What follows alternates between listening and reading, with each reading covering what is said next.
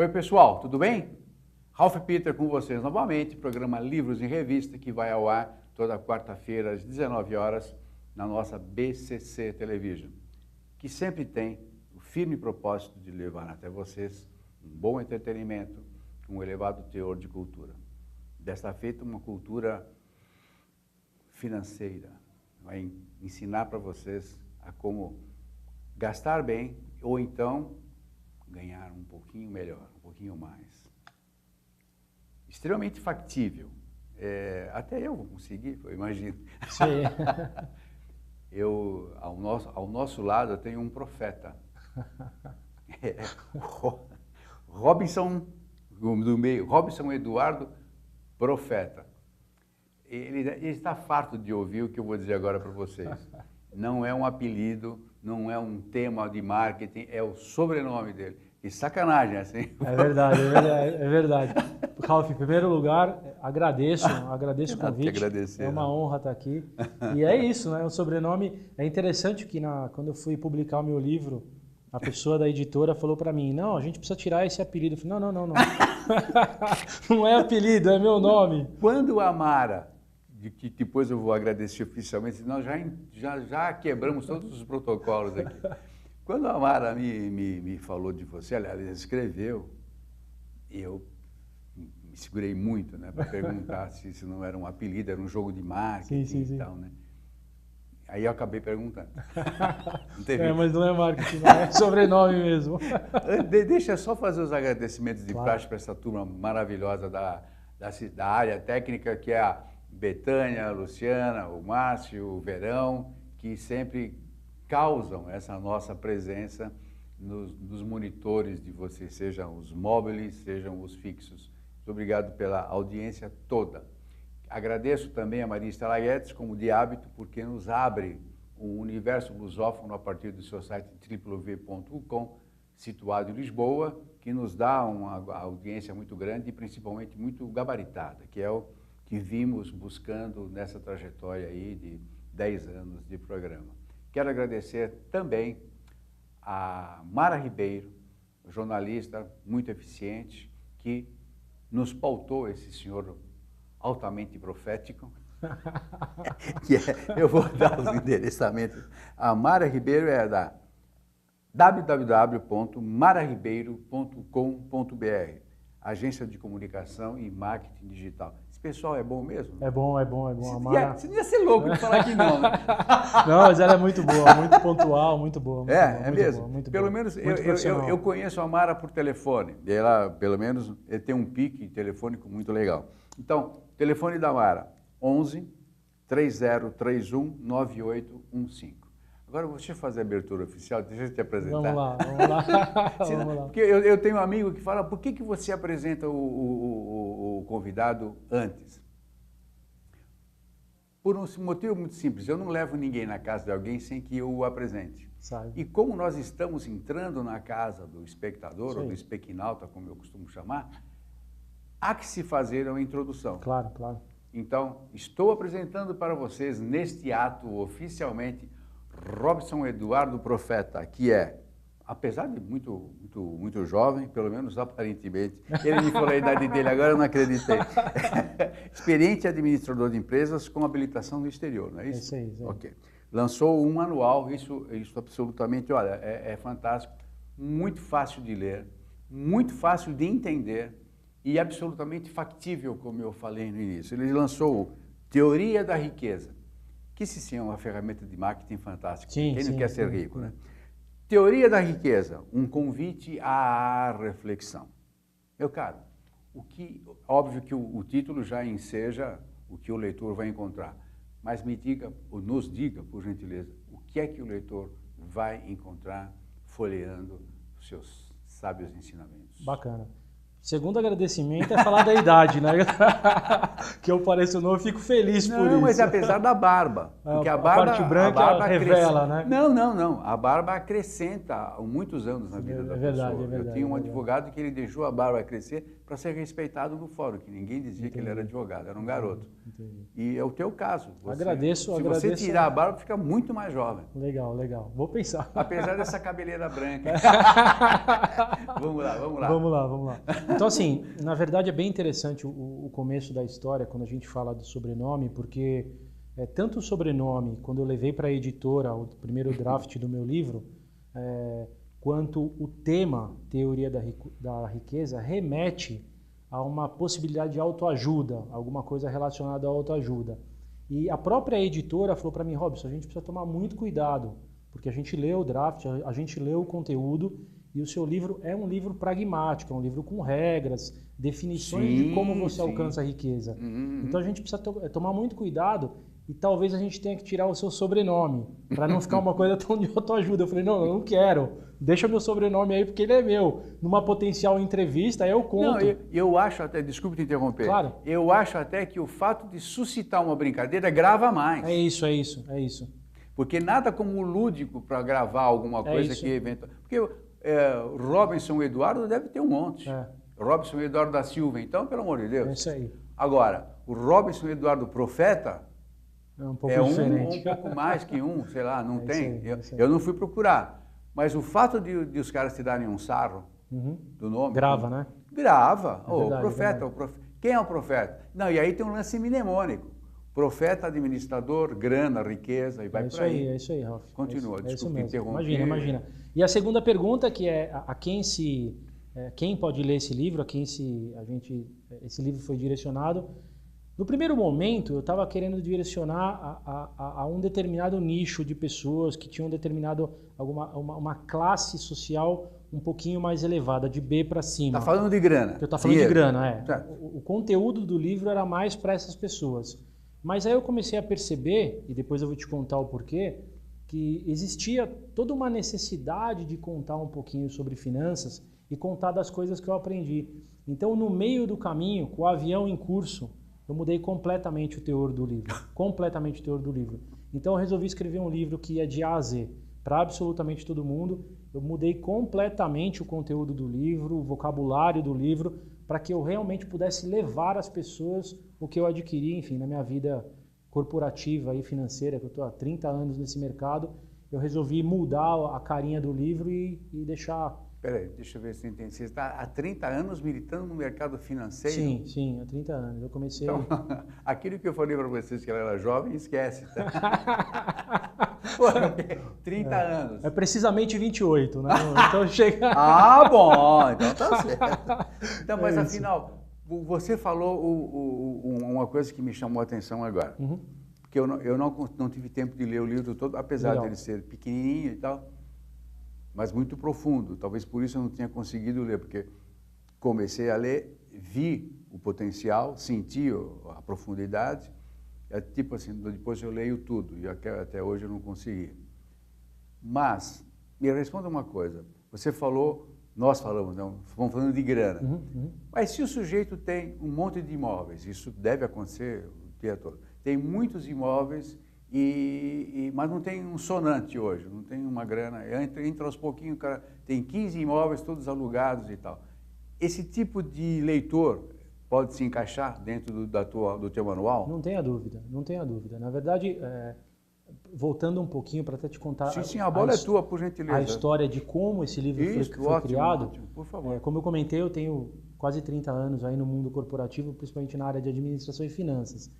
E eu comecei por hobby, a ajudar as pessoas com orientação financeira. Não era nada, não era uma carreira, era uma coisa que eu fazia depois das 6, que a gente brinca, né? Depois do horário de expediente. Tirou a gravata. Tirei a gravata e vou ajudar as pessoas que eu conhecia com finanças, né? Principalmente dentro de casa, com a esposa, com os filhos, com os pais, com os amigos. E aí isso foi meio que se multiplicando, as pessoas começaram a entrar em contato comigo e acabou virando uma segunda profissão. E uma profissão que eu tenho muito prazer, gosto muito de lidar.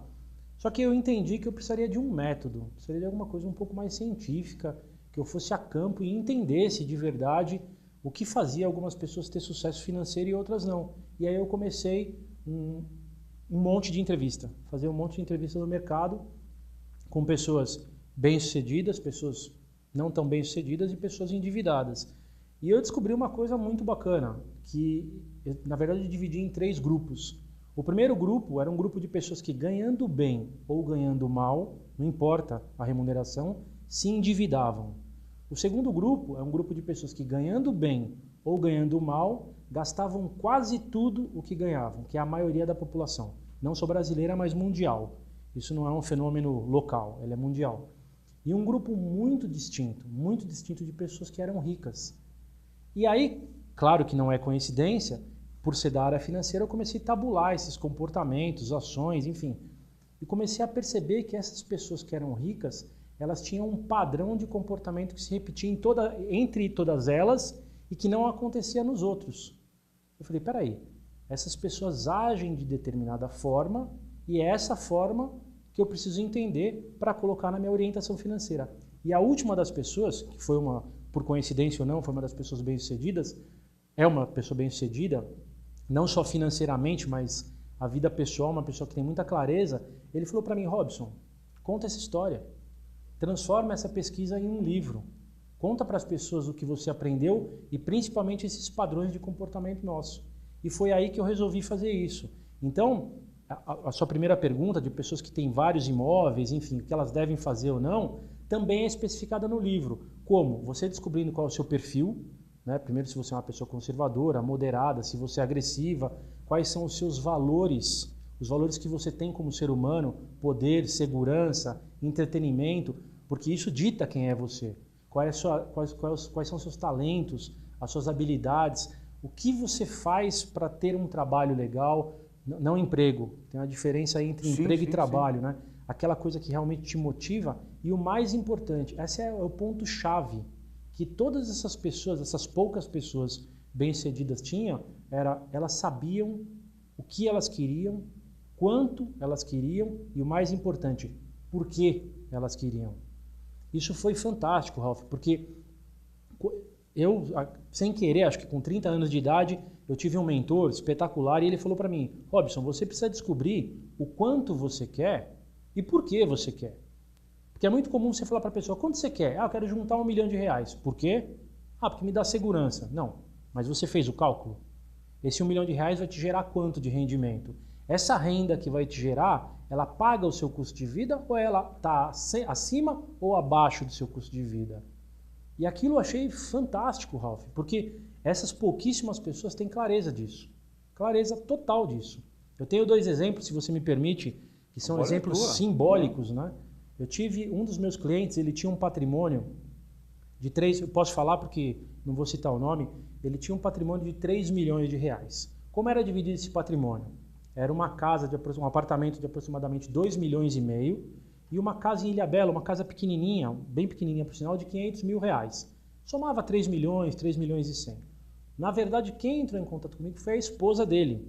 Ela falou, Robson, eu sei que você trabalha com orientação financeira, com mentoria, eu gostaria que você ajudasse meu marido, porque ele está tomando anti-ansiolítico para conseguir dormir e antidepressivo para não se matar durante o dia. Ele era um alto executivo de empresa, tinha um excelente salário, só que ele torrava tudo, porque ele tinha um padrão de vida para suportar o ego dele. E ele tinha clareza disso, ele tinha consciência. O lance da imagem. O lance da imagem, porque ele vivia em um mundo que a imagem era importante. Eu falei, é interessante o que você está falando. Aí eu acabei conhecendo ele, a gente sentou, conversou, falei, quanto você precisa para viver bem? Ele falou, Robson, com 8, 10 mil reais por mês, eu e minha esposa, a gente vive de braçada. A gente vive tranquilamente bem. E a minha renda é muito maior do que isso.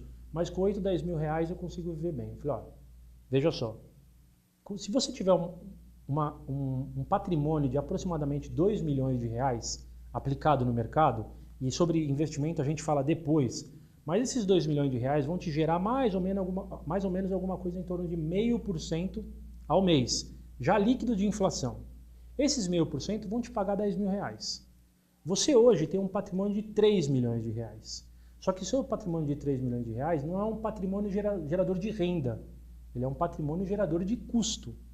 Você mora numa casa, tem a casa em Ilhabela, a sua casa tem condomínio, IPTU altíssimo, a casa em Ilhabela você está pagando caseiro, está pagando e não usa, vai uma vez por ano. Quando vai, né? Quando vai. Eu li esse livro. Exato. Então, assim, a pior decisão, a decisão mais difícil não é ficar rico. A decisão de ficar rico é a mais fácil. A decisão difícil é você modelar a forma como você age com o seu patrimônio. Para atingir o objetivo. Para atingir seu objetivo. Ele falou, Robson, você está querendo me dizer que eu devo realizar, vender esse meu patrimônio de 3 milhões de reais, viver em um lugar de 1 milhão de reais e aplicar 2. Eu falei, é isso. É simples assim. Só que não é tão simples porque você vai ter que se desapegar, você que vai ter que viver num apartamento menor. Ele falou, pô, mas é legal o que você está falando, que a minha esposa gostaria de morar num bairro tal. E lá a gente consegue os dois morar num lugar de 75 metros quadrados, tranquilo, sobra dinheiro para eu decorar e eu aplico a diferença. Eu falei, é isso. Quando você fizer isso e essa renda começar a cair na sua conta corrente, você vai tirar uma bigorna das suas costas. Existe um fator psicológico que vai sair de cima de você. E aí você vai perceber que você não precisa mais daquela empresa. E aí ele fez, que é a coisa mais difícil, é a pessoa tomar a decisão de fazer, porque envolve crenças, valores. Sim, o cara amealhou aquele patrimônio no decorrer da vida. De repente, vem um jovem como você, maluco, e fala, ó, você tem que vender tudo. Que na realidade você não foi tão radical assim, você disse que poderia ser feito isso. Sim. Não é obrigatório. Claro. Desde que, porque envolve aí, quando você começou o teu discurso com esse sujeito, você cabe também perguntar o que significa viver bem para ele. Exato. Tá perfeito. Porque cada pessoa tem um modelo. Para mim viver bem, por exemplo, pode ser toda semana ir a um teatro diferente. É isso. Ir no cinema. Isso. Eu tenho alguns amigos que cada 15 dias tem que ir para Paris. É isso aí. Isso é o melhor da vida dele. Então cada um tem a sua. Então você sugere, não obriga. Claro. Você abre os caminhos. Sem dúvida, sem dúvida. Eu lembro que uma vez a minha filha, ela tinha 16 anos de idade na ocasião, ela falou assim, pai, eu não concordo com isso que os meninos estão falando, que ser rico é ter tantos milhões na conta, ou ter uma Ferrari. Eu não quero ter uma Ferrari. Eu quero ter bastante sapato, bastante bolsa. Tá aprendendo com a mãe já. Não, mas justamente... Mas cada um tem um modelo, né? Escuta, cada um tem um modelo. Ontem, por sinal, veio um amigo que comprou uma Mercedes, uma perua Mercedes, bonita e tal. Comprou de um amigo. Não gostou. Comprou porque o amigo estava usando, o termo que ele utilizou, comprei no escuro. Você está arrependido. Uma senhora de uma Mercedes, ou seja, já não é mais o encanto da vida dele, o que para muitos, né, aquela estrelinha... E tem uma coisa interessante nisso, né, Ralf? Porque em determinada ocasião eu atendi a um casal e numa das sessões lá de mentoria, ele falou para mim o seguinte, Robson, meu cunhado, que é o irmão da esposa dele, meu cunhado é maluco. Ele tem um carro financiado de 80 mil reais e não tem onde cair morto. Ele mora de aluguel. Ele falou, não concorda? Eu falei, claro que não. Claro que eu não concordo. Eu não concordo que para o seu cunhado o valor, na hierarquia de valores dele, que está bem explicada no livro, a hierarquia de valores dele, de poder, é muito mais forte do que a hierarquia de segurança. Para você, a segurança financeira é muito mais forte do que poder. Para ele, não. Ele simplesmente está rodando o padrão dele, que é o que você está falando. Cada pessoa tem um padrão. É claro que você não pode... Racionalmente é uma fria, porém é a dele. Porém é a dele. Então, assim, é nessa hora que a gente consegue entender que não dá para medir as pessoas com a nossa régua. Porque cada pessoa tem um padrão de comportamento, cada pessoa tem um valor. Esse valor é fruto do que você aprendeu lá atrás, dos seus traumas, das suas aprendizagens, do que você teve de privação na vida, enfim. As pessoas são modeladas. Teve um outro exemplo muito legal também de um cliente meu que recebeu uma proposta para ir morar no Canadá. E ele falou para mim, Robson, era para ganhar quase 3 vezes mais do que ele ganhava aqui. Ele falou, Robson, eu não vou porque eu não falo bem inglês. Eu falei, não se engane, não se engane. Você não vai porque você tem uma mãezinha e um paizinho velhinhos aqui. O seu valor família é um valor muito forte. Você nunca conseguiria abandoná-los aqui, que é o que te faz, inclusive, até hoje morar com eles. Né? Você não consegue se desprender disso. Não sofra, só tenha clareza. Só entenda a verdadeira razão pela qual você está abdicando de uma outra coisa. Ele quis usar o idioma como um escudo para uma desculpa. É o que a psicologia chama de desculpa verdadeira. Você cria uma desculpa para o seu inconsciente acreditar, é uma ferramenta de defesa, que é normal. O ser humano tem que ter a ferramenta de defesa para não enlouquecer. Então, porque se você começar a perceber tudo que você faz de errado, tudo que é um problema seu e não é do outro, o ser humano enlouquece. Haja ansiolítico. Exatamente. Então tem que ser aos poucos. Mas a clareza é boa, porque ela liberta, né? Ele conseguiu entender... Claro, desde que ele entenda, né? Claro. Agora, desculpe interromper, que nós já estamos nos finalzinhos aqui. Vamos lá.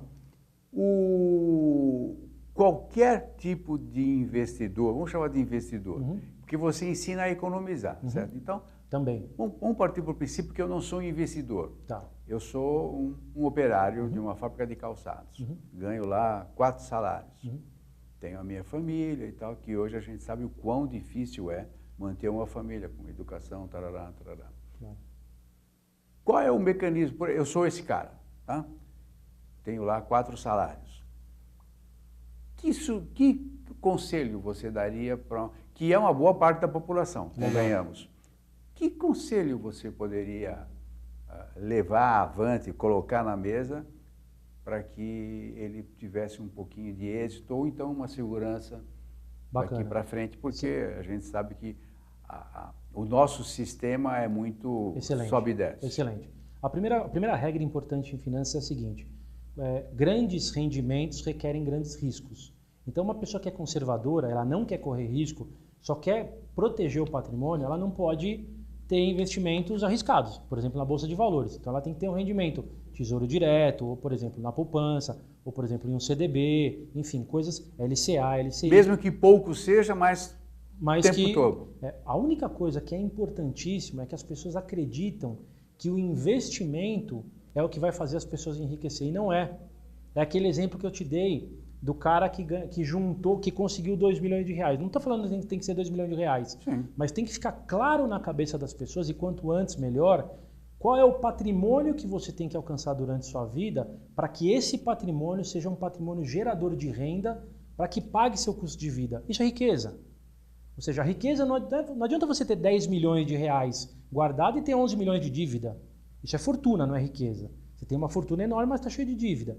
A riqueza é a possibilidade que você tem de juntar um patrimônio e que esse patrimônio seja capaz de pagar o seu custo de vida. Patrimônio esse vivo ou imóvel? Exato, pode ser. O bom é ter liquidez, porque a liquidez, ter dinheiro vivo, se você tiver uma oportunidade, você pode ir lá e comprar um imóvel, e ter também imóvel. Uma outra regra de finanças é diversifique. Então você não precisa ter todo o seu dinheiro num CDB, todo o seu dinheiro no Tesouro Direto. Pega um pedacinho, uns 10%, coloca em ação, não coloque em uma ação, coloque em 3, 4 ações diferentes. Até porque o mercado é muito volátil. Claro, né? Claro. Então quanto mais você dilui o seu patrimônio, menor é o seu risco. Porque se alguma coisa sofrer, a outra não sofre, a outra compensa. Então, respondendo lá atrás aquela pergunta, se você tem um monte de imóveis, você está arriscando a ter liquidez zero, você não tem dinheiro. Se amanhã você precisar de dinheiro, você vai ter que realizar o seu patrimônio por um valor abaixo do preço. E imóvel tem um problema sério. Ontem, por coincidência, estava comentando sobre isso. Ele vale até que você não o coloque à venda, até que você não precise dele. É exatamente isso. E é incrível isso. Então, assim, o imóvel é legal, ele te dá uma renda. A renda de aluguel de um imóvel, ele é como se fosse um dividendo, porque teoricamente o imóvel ele segue a inflação, às vezes mais, às vezes menos, mas dentro de um período de tempo perpétuo você vai perceber que ele acompanha a inflação. Então, a renda é um tipo de dividendo. Só que não é interessante você deixar só em imóvel, não é interessante você deixar só em CDB, só em ação. Então, claro que cada investidor tem um perfil, mas o ideal é você diversificar, colocar os ovos em cestas diferentes, porque isso te ajuda... Aquela velha máxima, né, que você não deve colocar todos os ovos numa cesta só. É isso aí. Você acabou de falar isso. Isso ajuda muito. Mas assim, Ralf, a mensagem mais importante é, as pessoas elas realmente acreditam que tem a mágica, que é um investimento que vai te deixar milionário. Não pensa assim. Pensa a longo prazo, pensa em aprender a você juntar... Desculpe, termine. Claro. Você ter aquela disciplina em conseguir juntar esse dinheiro, porque o seu target, a sua mira principal, o seu objetivo principal é o patrimônio que vai pagar a sua renda. Você sabe que quando eu era garoto havia a caderneta da Caixa Econômica. Sim. A gente fala na Moca cardeneta. Cardeneta. Mas é caderneta. É isso aí mesmo. A gente fala largatixa. Largatixa, é isso aí. Bicarbonato. É. Não, tem mortandela.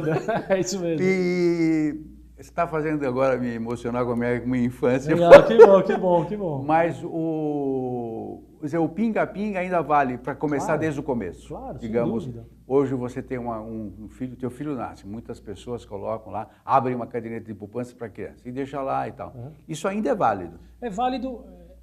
Existem algumas ressalvas. Por exemplo, quando você coloca o seu dinheiro em previdência, o bom do produto previdência é porque ele te determina a você ser disciplinado e todo mês ter aquele valorzinho que pinga. Só que a previdência, como alguns outros investimentos, tem taxa de administração, algumas taxas de carregamento de banco, enfim, que o banco acaba pegando, que é o spread bancário, que é o lucro deles. É o trabalho deles, é o trabalho deles. É o trabalho deles. A partir do momento que você aprende a fazer isso por conta e você decide, sem nenhum boleto chegando na sua casa, que você vai depositar aquele valor em uma corretora de valores e vai economizar, é melhor você fazer isso que pagar um banco. E existe um investimento, agora já é quase o que está na moda, um spoiler. E existe algum investimento que pequeno seja, vamos lidar com o público em geral, legal, certo? Legal. Porque o teu livro é voltado para ele também. Também. Existe um investimento em que o sujeito, como você falou, vai lá todo mês, deposita, seja no banco, seja numa corretora, sem essas taxas todas que eles cobram? Claro, sem dúvida. Como é que ele descobre isso? Títulos do governo, títulos públicos, né, que são os famosos o Tesouro Direto, que é um canal de investimento. Poupança não paga nada. Poupança paga muito baixo, né? Então, assim, para pagar... Não, pagar, que eu digo, pagar taxa, essas coisas. Não, nada, o retorno eu sei que é pouco. Inclusive, na poupança, apesar do retorno ser pouco, você não costuma ter taxa e você tem garantia do fundo garantidor de crédito e não tem imposto de renda. É uma vantagem da poupança. Só que para investir na poupança, com a mesma garantia, você pode investir num CDB de um banco. Um CDB de um banco paga mais do que a poupança, tem as mesmas garantias da poupança, mesmo tendo taxas que a poupança não tem. Que é o imposto de renda. Além do imposto de renda, algumas outras taxas de administração. Mesmo assim, o CDB acaba sendo mais vantajoso que a poupança. E CDB também pode tirar a qualquer momento, se precisar? Mesma coisa. Mesmo? Tem liquidez, é que a gente criou... Liquidez, esse é o termo de mercado. Liquidez, quando você consegue tirar o dinheiro na hora. Existem alguns CDBs que travam o seu dinheiro por um determinado tempo. Mas aí é só falar com o gerente do banco e pedir um CDB que ele tenha liquidez diária. O que tem de sigla nesse mercado, né, meu? CDB, CDI... LCA, LCI, tem um monte de coisa. O teu livro tem um glossário disso? Não, na verdade não, porque esse livro, de novo, a parte do investimento é a cereja do bolo. Porque o mais importante é quando você chega no valor do seu patrimônio, o tipo de investimento que você vai colocar o seu dinheiro é o menos importante. É o menos importante. Se você vai colocar num CDB, num LCA, um pedacinho a mais ou a menos na Bolsa de Valores, isso é o menos importante. Porque o mais difícil é você ter a clareza que você precisa construir um patrimônio a longo prazo e que esse patrimônio pague uma renda e sustente sua vida, que é a independência financeira. E que essa clareza te leve à paciência. Claro. Porque quando eu falo para você precisa juntar R$1 milhão, o ser humano automaticamente ele desliga. Então eu não quero, vou viver minha vida e vou torrar. Só que um dia, os 50, 60, 70, 80 chega. E aí quando você vai ver, você fala assim, poxa, eu não juntei meu pé de meia. E o mais legal, Ralf, é que você consegue se programar durante a vida, gastar, se divertindo durante a vida e separar um pedacinho para chegar no seu patrimônio. Nessas tuas andanças aí, nas consultas que as pessoas fazem a você, o jovem já está conscientizado de que um dia ele vai ficar velho ou não? Bem melhor, bem mais do que no passado. Acho que a comunicação, hoje ela é muito mais fluida, né? Fluida, ela está em todo lugar. Então os jovens hoje têm mais conhecimento, mais informação do que se tinha no passado. Só que, mesmo assim, os jovens também estão querendo viver, como se queria viver no passado. Sim. E muitos deles ainda não conseguem enxergar que o longo prazo é o que vai fazer você enriquecer. Está melhor, mas ainda falta muito. A educação financeira no nosso país é realmente muito ruim. Você sabe que quando... agora, para encerrar mesmo, é um comentário que eu vou fazer antes do meu agradecimento. Eu, há alguns 20 anos, provavelmente, vi uma publicidade que gravou, que foi uma coisa flagrante. Um sujeito adulto, puxando por um barbante um carrinho de madeira.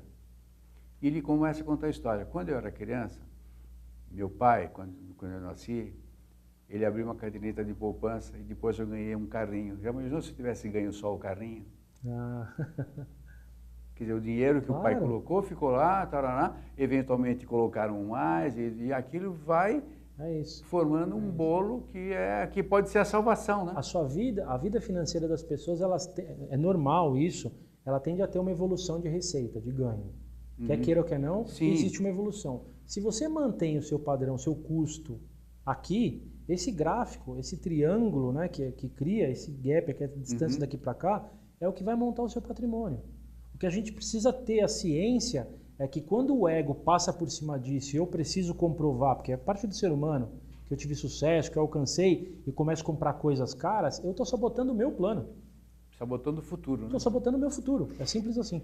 Meu caro, seguramente eles adoraram. Eu estou aqui sorvendo todas esses ensinamentos, essas riquezas. Isso é riqueza. É isso aí. O ensinamento que vai te levar à sabedoria. É isso aí. A ideia do livro era essa. Era a riqueza não financeira. Era a riqueza... Não, e consegue passar. Legal. Consegue passar. Legal. Principalmente porque não tem economês. É isso aí. É isso aí. A ideia era essa. É uma literatura bem palatável. É isso mesmo. Qualquer idiota, assim, tanto quanto eu... Não fala isso. Consegue... Não, é verdade. Claro que eu estou brincando, claro. Mas você que não está muito chegado a essas atitudes de economistas de ganho, até porque é tanta informação. É isso aí. Eu ouço os noticiários e eu fico me colocando no lugar e falo, meu Deus, o pessoal vai pirar com isso aqui. É isso. E a ideia final do livro, como a gente fala de um convite à reflexão, é exatamente isso. Quando a gente bate o olho e fala teoria da riqueza, ela fala de finanças e como alcançar a independência financeira, mas muito mais importante que isso é o teor da palavra riqueza. Porque ali dentro do livro existem conteúdos que faz com que a gente se liberte como ser humano e vá buscar a tão sonhada felicidade. Que está muito além de dinheiro. Muito além de dinheiro, né? Meu caro, obrigadíssimo mesmo. Eu que agradeço. Por ter vindo. Sei o quanto você é ocupadíssimo e agradeço mesmo de coração. Portas abertas sempre. Agradeço. Próximos livros. Legal. E venham outros bons manuais. Virão. Obrigado mesmo. Eu agradeço. Pessoal, Robson Eduardo Profeta, um nome que seguramente perdurará na cabeça de toda a nossa comunidade e que tem excelentes ensinamentos num livro muito fácil de ler, muito gostoso e que abre a nossa mente, esclarece muito e que nos leva à sabedoria. Obrigado pela companhia, até a próxima semana, não sei se com um ser tão economista quanto esse, mas seguramente uma personalidade boa que vai agregar algum ensinamento ao que a gente já sabe. Um abraço, felicidades. Tchau, tchau.